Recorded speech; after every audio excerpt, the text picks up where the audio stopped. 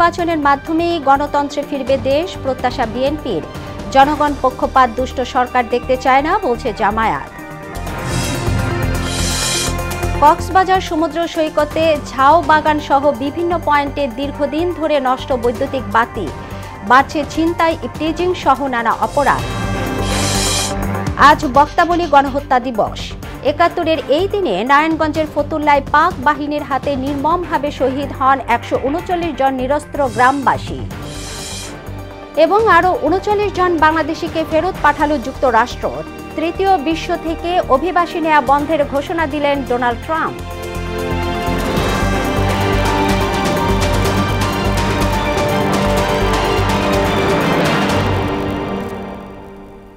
আসসালামু আলাইকুম। মোহনা সংবাদে স্বাগত। শুনছিলেন শিরোনাম, আপনাদের সাথে আছি তাবশিরা লিজা। সুষ্ঠু নির্বাচনের মাধ্যমে গণতান্ত্রিক সরকার ক্ষমতায় আসবে বলে প্রত্যাশা জানিয়েছেন বিএনপি মহাসচিব মির্জা ফখরুল ইসলাম আলমগীর।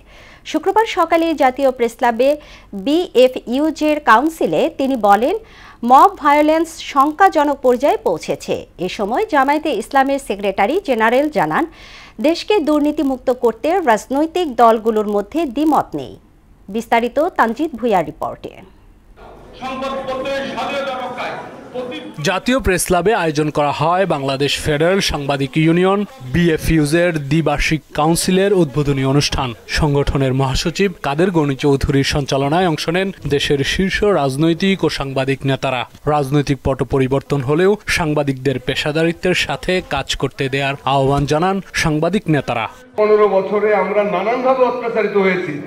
সেই অত্যাচারিত মানুষগুলো আমাদের প্রধান রাজনৈতিক দলগুলোর দিকে তাকিয়ে কষ্ট পায়। অনুষ্ঠানে বিশেষ অতিথির বক্তব্যে জামায়াতে ইসলামের সেক্রেটারি জেনারেল মিয়া গোলাম পরোয়ার বলেন, রাষ্ট্র সংস্কার ও দুর্নীতিমুক্ত সমাজ গড়তে রাজনৈতিক দলগুলোর মধ্যে ঐক্যের বিকল্প নেই। আমাদের বাংলাদেশকে আমরা একটা corruption free country, corruption free একটা ইকোনমি হিসেবে গড়তে চাই। এ ব্যাপারে তো বিএনপি জামাত সহ কোন দলের মধ্যে দ্বিমত নেই। প্রধান অতিথির বক্তব্যে সমসাময়িক রাজনীতি ও আগামী নির্বাচন নিয়ে কথা বলেন বিএনপি মহাসচিব মির্জা ফখরুল ইসলাম আলমগীর। তিনি বলেন, ক্ষমতায় এসে ভিন্নমত দমনের সংস্কৃতি থেকে বেরিয়ে আসতে হবে। এর পাশাপাশি সাম্প্রতিক সময়ে গণপিটুনির ঘটনা বেড়ে যাওয়ায় আশঙ্কা জানান তিনি। এক ধরনের একটা নৈরাজ্য সৃষ্টি করবার চেষ্টা চলছে, মব ভায়োলেন্স তৈরি করা হচ্ছে, মানুষের বিরুদ্ধে মিথ্যা প্রচারণা করা হচ্ছে। নিঃসন্দেহে আমাদের গণতান্ত্রিক যে যাত্রা, সেই যাত্রাতে কিন্তু আমরা বাধাগ্রস্ত হচ্ছি। জনগণ সুষ্ঠু নিরপেক্ষ নির্বাচনের জন্য মুখিয়ে আছে। সাংবাদিকদের লেখনের মাধ্যমে সেই গণতান্ত্রিক পরিবেশ বজায় রাখার আহ্বান জানান বিএনপির মহাসচিব। আমরা আমাদের 31 দফায় খুব পরিষ্কার করে বলেছি, আমরা নিশ্চিত করব গণমাধ্যমের স্বাধীনতা, অর্থাৎ একেবারে পুরোপুরি ইন্ডিপেন্ডেন্ট যেটা থাকবে, স্বাধীন থাকবে, সে বিষয়টি আমরা নিশ্চিত করব। আমরা বাংলাদেশকে সত্যিকার অর্থেই একটি শক্তিশালী, একটা অর্থনৈতিক ভাবে সমৃদ্ধ, একই সঙ্গে পরামর্শ সহিষ্ণু একটি রাষ্ট্র হিসেবে আমরা গড়ে তুলতে সক্ষম হব। এদিকে শুক্রবার বাদ জুম্মা নয়াপল্টনে বিএনপি চেয়ারপারসন বেগম খালেদা জিয়ার রোগ মুক্তি কামনায় দোয়া ও মোনাজাত অনুষ্ঠিত হয়। এতে বেগম জিয়ার দ্রুত সুস্থতায় সবার দোয়া কামনা করেন মির্জা ফখরুল। আমরা দোয়া চেয়েছি তিনি যেন আল্লাহ যেন তাকে সম্পূর্ণ সুস্থ করে দেন, সুস্থ অবস্থায় আবার জনগণের মাঝে ফিরে এসে তাকে দেশের মানুষের কাজ করার সুযোগ তৈরি করে দেন। তানজিদ ভুঁইয়া, মোহনা সংবাদ, ঢাকা। সাবেক প্রধানমন্ত্রী ও বিএনপি চেয়ারপারসন বেগম খালেদা জিয়ার শারীরিক অবস্থা নিয়ে উদ্বেগ জানিয়েছেন প্রধান উপদেষ্টা প্রফেসর ডক্টর মোহাম্মদ ইউনূস। শুক্রবার বিকেলে গণমাধ্যমে পাঠানো এক বিবৃতিতে এই উদ্বেগ প্রকাশ করেন তিনি। বিবৃতিতে বলা হয়, প্রধান উপদেষ্টা নিয়মিতভাবে বেগম খালেদা জিয়ার স্বাস্থ্যের অগ্রগতি সম্পর্কে খোঁজ খবর রাখছেন এবং প্রয়োজনীয় চিকিৎসা নিশ্চিতে সংশ্লিষ্ট সবার প্রতি নির্দেশ দিয়েছেন। বেগম জিয়াকে প্রয়োজনীয় সব সহযোগিতা দিতে সরকার প্রস্তুত বলেও জানান তিনি। 3 বারের এই সাবেক প্রধানমন্ত্রীর দ্রুত সুস্থতা কামনা করে দেশবাসীর কাছেও দোয়া প্রার্থনা করেছেন অধ্যাপক ইউনূস। জনগণ পক্ষপাত দুষ্ট সরকার দেখতে চায় না বলে জানিয়েছেন বাংলাদেশ জামায়াতে ইসলামের আমির ডাক্তার শফিকুর রহমান। শুক্রবার সকালে রাজধানীর ভাসানটেকে আয়োজিত এক গণসমাবেশে এ কথা বলেন তিনি। পুরনো বস্তা পচা রাজনীতির বদলে নতুন রাজনীতি চায় জনগণ। বাংলাদেশ চলবে নতুন ফর্মুলায় উল্লেখ করে সাধারণ মানুষের ভাগ্যের পরিবর্তন করবে এমন সরকারই সবাই চায় বলে মন্তব্য করেন জামায়াতের আমির। দলীয় কর্মীদেরকে দিয়ে চাঁদাবাজি করার অভিজ্ঞতা আমাদের নেই। শিক্ষা প্রতিষ্ঠানগুলোতে গণরুম কায়েম করে টর্চার সেল গঠনের অভিজ্ঞতা আমাদের নেই। সর্বপর্যায়ে মাথা থেকে পায়ের পাতা দুর্নীতি করার অভিজ্ঞতা আমাদের নেই।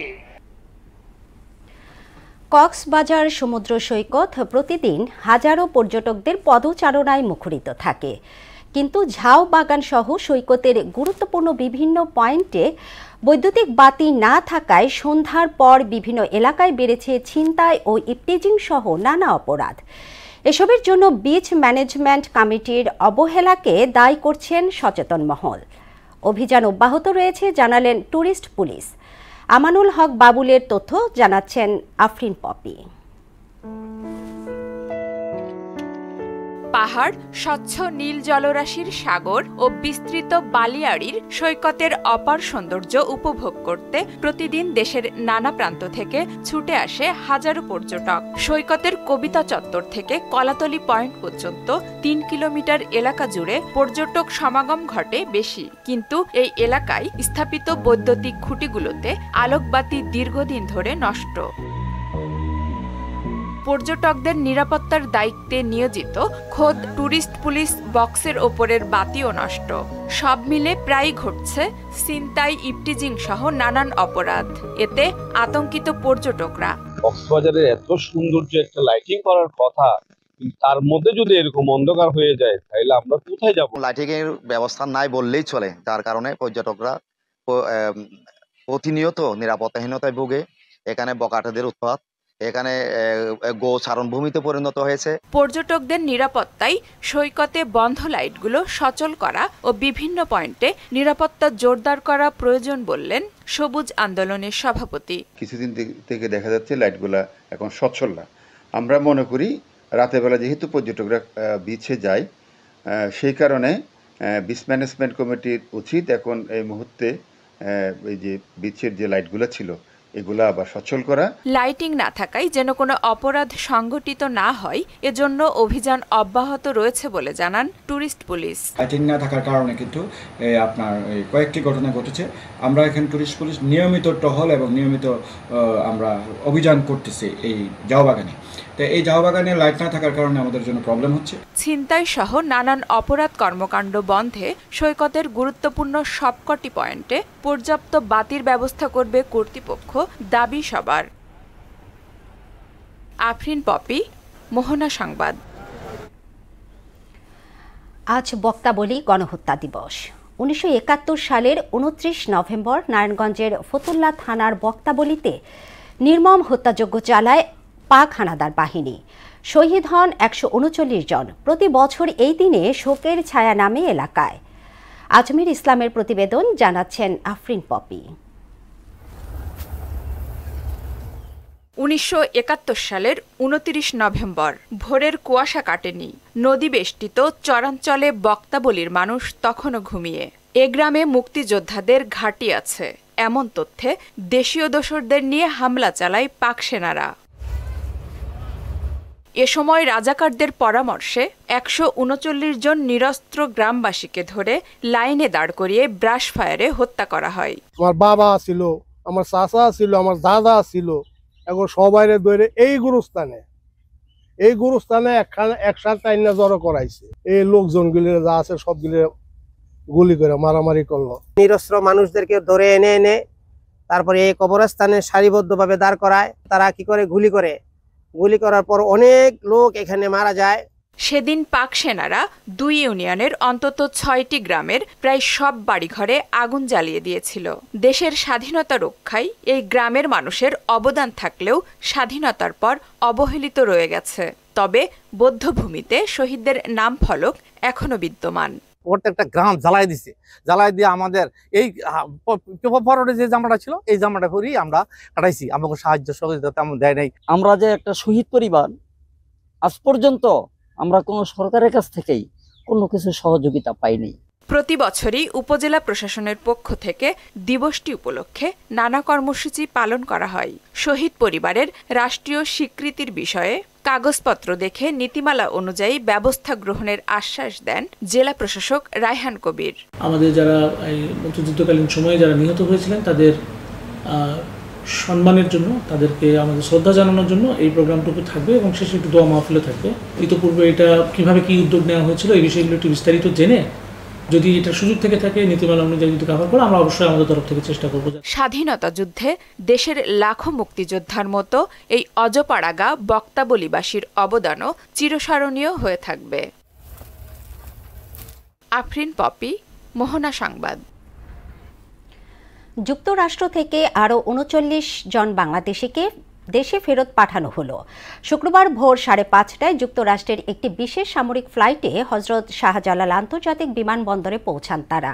তাদের ২৬ জনই নোয়াখালী জেলার বাসিন্দা। এর আগে চলতি বছরে ১৮৭ বাংলাদেশিকে ফেরত পাঠায় মার্কিন প্রশাসন। জানা যায়, অবৈধভাবে মেক্সিকো হয়ে যুক্তরাষ্ট্রে প্রবেশ করেন ফেরত আসা ব্যক্তিরা, কিন্তু যুক্তরাষ্ট্রে বসবাসের জন্য আবেদন করলে আইনি প্রক্রিয়া শেষে তাদের বাংলাদেশে ফেরত পাঠানোর সিদ্ধান্ত নেয় মার্কিন যুক্তরাষ্ট্র। জয়পুরহাটের হিমাগারগুলোতে রাখা সংরক্ষিত আলু নিয়ে দেখা দিয়েছে নতুন জটিলতা। কৃষক ও ব্যবসায়ীদের রাখা আলু তাদের না জানিয়েই বিক্রি করে দিয়েছেন হিমাগার মালিক। বিষয়টি নিয়ে ক্ষোভে ফুঁসে উঠেছে কৃষক ও ব্যবসায়ীরা। প্রমাণ মিলে লাইসেন্স সহ কঠোর ব্যবস্থা নেওয়া হবে বলছে কর্তৃপক্ষ। মোহাম্মদ মিলন রায়হানের প্রতিবেদন, জানাচ্ছেন মাহমুদা আক্তার।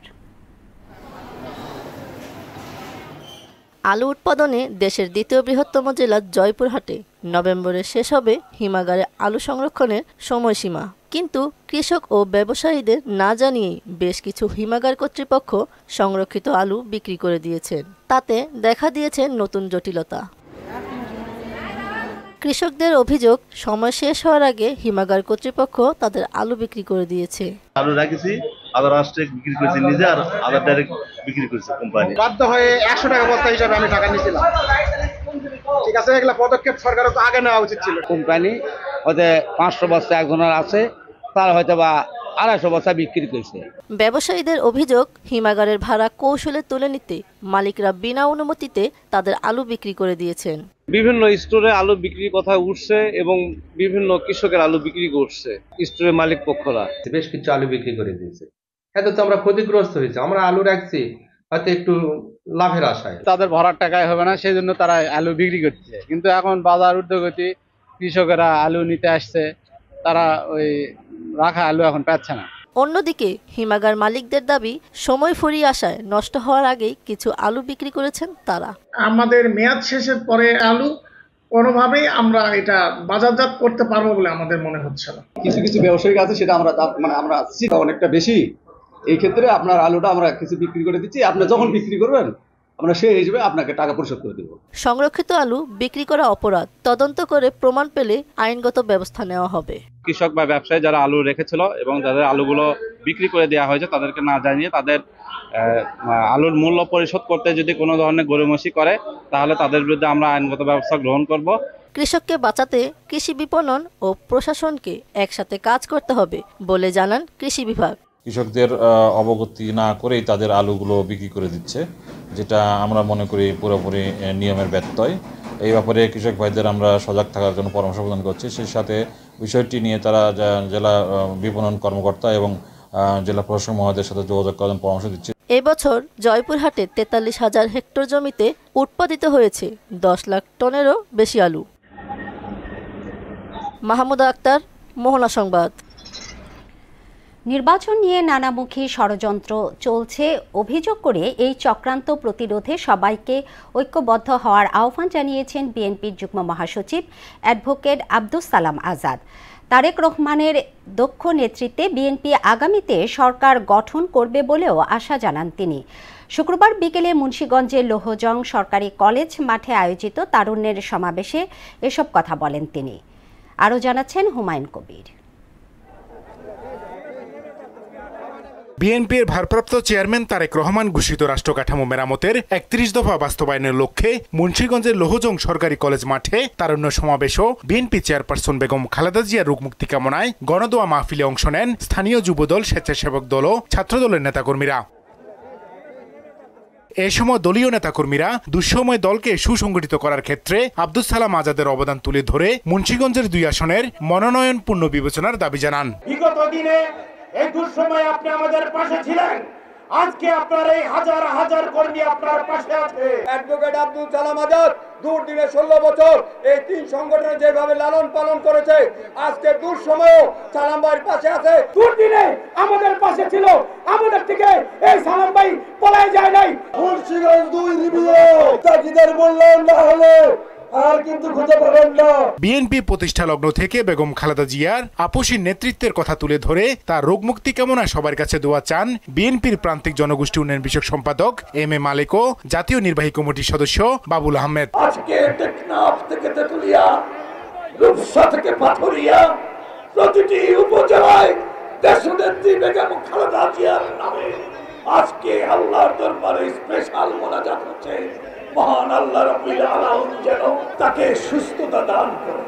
আর্মি সরকার তাকে বারবার বলেছে বিদেশে যাওয়ার জন্য, কিন্তু তিনি বিদেশে যান নাই। কার জন্য যান নাই? তার আদর্শকে তিনি বিক্রি করেন নাই। তিনি ছিলেন আপনাদের সাথে।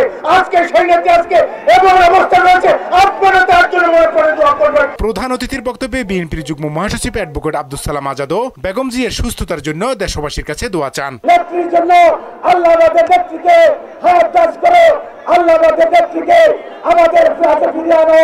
তার নেতৃত্বের মধ্যে দিয়ে, যার তৈরি ত্যাগের মধ্যে দিয়ে এই গণতন্ত্র প্রতিষ্ঠিত হয়েছিল। নির্বাচন নিয়ে অনেক ষড়যন্ত্র চলছে অভিযোগ করে সবাইকে ঐক্যবদ্ধ থাকার আহ্বানও জানান তিনি। আগামী যে নির্বাচন আসছে, অনেক ষড়যন্ত্র খেলা হয়েছে, অনেক ষড়যন্ত্র হচ্ছে। আপনারা ঐক্যবদ্ধ থাকবেন, ঐক্যের বিকল্প নাই। এ সময় আগামী নির্বাচনে তারেক রহমানের নেতৃত্বে বিএনপি রাষ্ট্র ক্ষমতা আসবে বলেও আশা জানান আব্দুস সালাম। আগামী দিনে জনতা তারেক রহমানের নেতৃত্বে নির্বাচনে অংশগ্রহণ করে বাংলাদেশ জাতীয়তাবাদী দল সরকার গঠন করবে। হুমায়ুন কবির, মোহনা সংবাদ, মুন্সিগঞ্জ। এবার সারা দেশে অনুষ্ঠিত সভা সমাবেশ নিয়ে প্রতিনিধিদের তথ্যচিত্রে ডেস্ক রিপোর্ট। টাঙ্গাইলে বিএনপির চেয়ারপারসন বেগম খালেদা জিয়ার রোগ মুক্তি কামনায় দোয়া মাহফিল অনুষ্ঠিত হয়েছে। মুন্সিগঞ্জে বিএনপি চেয়ারপারসন বেগম খালেদা জিয়ার রোগ মুক্তি কামনায় দোয়া মাহফিল করেছে বিএনপি। নড়াইল 1 আসনে ধানের শীষের প্রার্থীকে জয়যুক্ত করার আহ্বান জানিয়ে হিন্দু প্রতিনিধি সম্মেলন অনুষ্ঠিত হয়। জয়পুরহাটের 5 বিবিতে বিএনপি প্রার্থীর উদ্যোগে মেডিকেল ক্যাম্প ও ঔষধ বিতরণ অনুষ্ঠিত হয়। মেহেরপুরে গুড নেইবার্স বাংলাদেশের উদ্যোগে শিশু অধিকার রক্ষায় প্রচার অভিযান ও আর্থিক সহায়তা করা হয়েছে। ফরিদপুরে মৌলভী আব্দুল মান্নান মডেল মাদ্রাসা ও এতিমখানার উদ্যোগে ফ্রি মেডিকেল ক্যাম্প অনুষ্ঠিত হয়েছে। খাগড়াছড়িতে তরুণ প্রজন্মকে খেলাধুলায় উৎসাহিত করতে খাগড়াছড়ি রিজিয়নের পক্ষ থেকে বিভিন্ন ক্রীড়া সামগ্রীর বিতরণ করা হয়। বগুড়ার সোনাতলায় শহীদ সৈকত চত্বরে স্বেচ্ছাসেবক দল ও ছাত্রদলের যৌথ উদ্যোগে ধানের শীষের পক্ষে কর্মী সভা অনুষ্ঠিত হয়েছে। রাজবাড়ীর গোয়ালন্দে বিএনপি মনোনীত প্রার্থীর পক্ষে শ্রমিক দলের গণসংযোগ অনুষ্ঠিত হয়েছে। বেগম খালেদা জিয়ার রোগ মুক্তি ও সুস্থতা কামনায় রূপগঞ্জে বিএনপির দোয়া মাহফিল অনুষ্ঠিত হয়। সিরাজগঞ্জের সলঙ্গায় খালেদা জিয়ার রোগ মুক্তি কামনায় দোয়া মাহফিল অনুষ্ঠিত হয়। মানিকগঞ্জ মডেল হাই স্কুলের শতবর্ষ উদযাপন উপলক্ষে জাতীয় সঙ্গীত ও জাতীয় পতাকা উত্তোলন অনুষ্ঠান হয়েছে। ফরিদপুরের বিভিন্ন শিক্ষা প্রতিষ্ঠান থেকে 2024-25 শিক্ষাবর্ষে জিপিএ 5 প্রাপ্ত মেধাবী শিক্ষার্থীদের সংবর্ধনা অনুষ্ঠান অনুষ্ঠিত হয়েছে। চাঁদপুরের ফরিদগঞ্জে ধানের শীষের পক্ষে জনসচেতনতা সৃষ্টির লক্ষ্যে উঠান বৈঠক অনুষ্ঠিত হয়েছে। কাশিমপুরে গিয়াসউদ্দিন ফুটবল টুর্নামেন্ট উদ্বোধনী অনুষ্ঠান অনুষ্ঠিত হয়েছে। ময়মনসিংহ জেলার ভালুকা উপজেলার উথুরা ইউনিয়নে আয়োজিত বিএনপির 31 দফা বাস্তবায়নের লক্ষ্যে আলোচনা সভা করা হয়। সিফাত রহমান, জেসি, মোহনা সংবাদ। দর্শক, এই পর্যায়ে জানিয়ে দিচ্ছি আজকের সংবাদপত্রের গুরুত্বপূর্ণ শিরোনাম।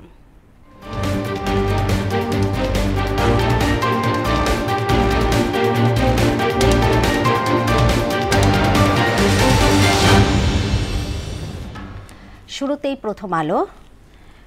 প্রথম আলো শিরোনাম করেছে, খালেদা জিয়ার অবস্থা অত্যন্ত সংকটাপন্ন, তারেক রহমান দেশে ফিরতে পারেন দ্রুতই, দেশে কার্যক্রম স্থবির, জনসংখ্যা নিয়ন্ত্রণহীন।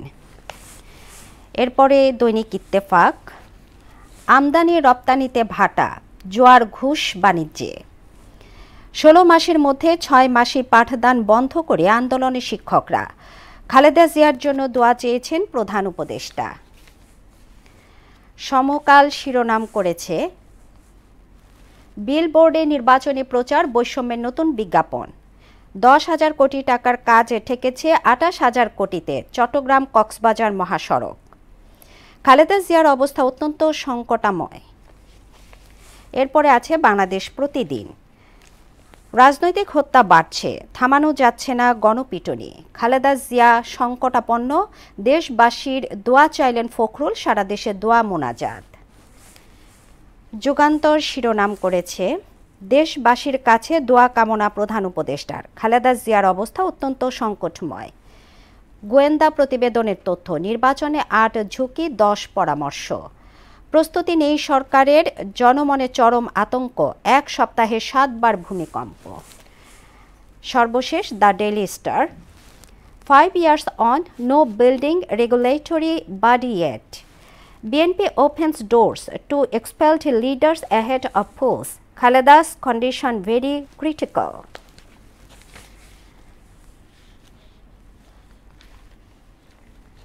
দর্শক, এই ছিল সংবাদপত্রের গুরুত্বপূর্ণ শিরোনাম। শেষ করছি মোহনা সংবাদ, তবে যাবার আগে শিরোনামগুলো আরও একবার।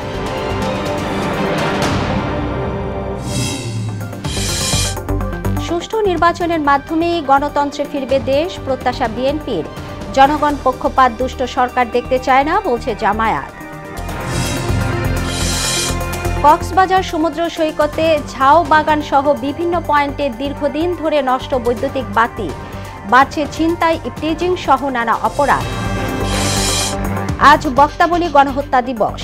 ৭১-এর এই দিনে নারায়ণগঞ্জের ফতুল্লায় পাক বাহিনীর হাতে নির্মমভাবে শহীদ হন 139 জন নিরস্ত্র গ্রামবাসী এবং আরও 39 জন বাংলাদেশিকে ফেরত পাঠালো যুক্তরাষ্ট্র। তৃতীয় বিশ্ব থেকে অভিবাসী নেয়া বন্ধের ঘোষণা দিলেন ডোনাল্ড ট্রাম্প। এই ছিল মোহনা সংবাদে। পরবর্তী সংবাদ দুপুর 1টায় দেখার আমন্ত্রণ রইল। এর আগে সকাল 11টায় দেখবেন সংবাদ এক নজরে। মোহনার সবশেষ খবর জানতে ভিজিট করুন www.mohana.tv।